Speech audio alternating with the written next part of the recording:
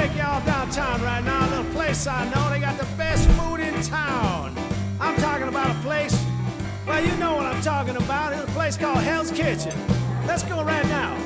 Well, I head downtown when I'm in the mood for a tattooed waitress and some damn good food. The chef look like Elvis on a real bad day. And find you something to eat as long as you can pay. One thing that he don't allow is bitching. He don't put up with that at Hell's Kitchen.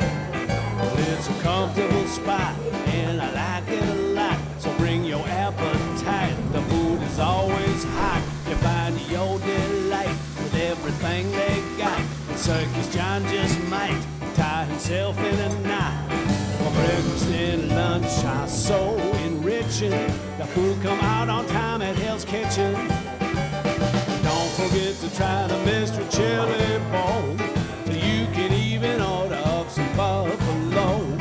Regular folks and the fancy dudes come together at Hell's Kitchen for some damn good food.